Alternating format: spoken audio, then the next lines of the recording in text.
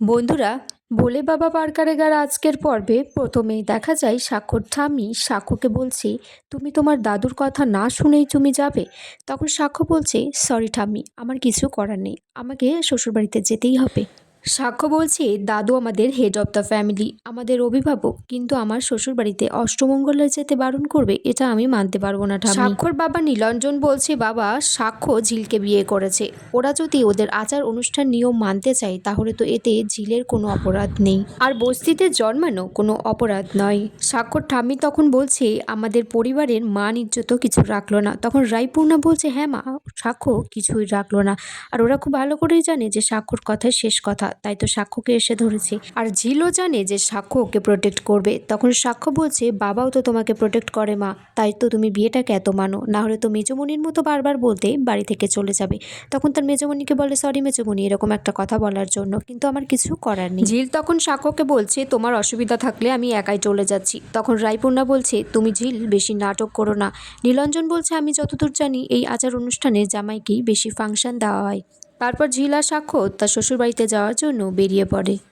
তারপর দেখা যায় বস্তিতে ঢোকার সময় বাজনা বাজিয়ে নাচতে নাচতে ঝিল আর সাক্ষ্যকে তারা ঘরে নিয়ে যাচ্ছে। ঝিলও খুব নাচে, আবার এদিকে সাক্ষ্যকেও বলছে তুমিও নাচো। তখন সাক্ষ্য বলছে, নাচ গান তো হচ্ছে, তো ঝিলের গান মুখে একটা গান শুনে নেওয়া যাক। ঝিল তখন বলছে, কি গান গাইবো, রবীন্দ্রসঙ্গীত নাকি আমাদের ব্যান্ডের গান? তখন সাক্ষ্য বলছে, ব্যান্ডের গানই করো। তখন তারা ব্যান্ডের গান করতে করতে বলে বাবা এই গানটা করতে করতে খুব নাচছে। এদিকে ঝিলের মা সাক্ষ্যকে বলছে, বাবা আমাদের বাড়িতে তো এসি নেই, তোমার খুব অসুবিধা হচ্ছে। সাক্ষ্য তখন বলছে, আমি জানি তোমাদের বাড়িতে এসি নেই, কিন্তু এই কথাটা বারবার বলা দরকার নেই, আমারও তো খারাপ লাগছে। মিলি তারপর শরবত এনে দেয় ঝিল আর সাক্ষ্যর জন্য। সাক্ষ্য তখন শরবতটা খেয়ে বলছে, খুব ভালো হয়েছে। মিনু তখন বলছে, তোমাদের বাড়িতে যখন কাজ করতাম এই ফল টল দিয়ে এই শরবতটাই তো তোমার জন্য বানিয়ে দিতাম, তোমার খুব পছন্দের আমি জানি। মিনু তারপর মিলিকেও বলে যে ঝিলকে শরবত দেওয়ার জন্য। ঝিল বলছে, আমিও কি সাক্ষ্যর মতো এই বাড়ির অতিথি নাকি, আমাকে আবার আলাদা করে দেওয়ার কি আছে? মিলি বলছে, তুই আজকে এই বাড়ির অতিথি। সাক্ষ্য তারপর একটা ফ্রিজ আর একটা গ্যাস ওভেন অর্ডার করে বস্তিতে মিনুর বাড়ির জন্য। তারপর সাক্ষ্য আর ঝিলের বিয়ের জোরটা খুলে দেয়। মিনু তারপর সাক্ষ্যর জন্য অনেক কিছু রান্না করে।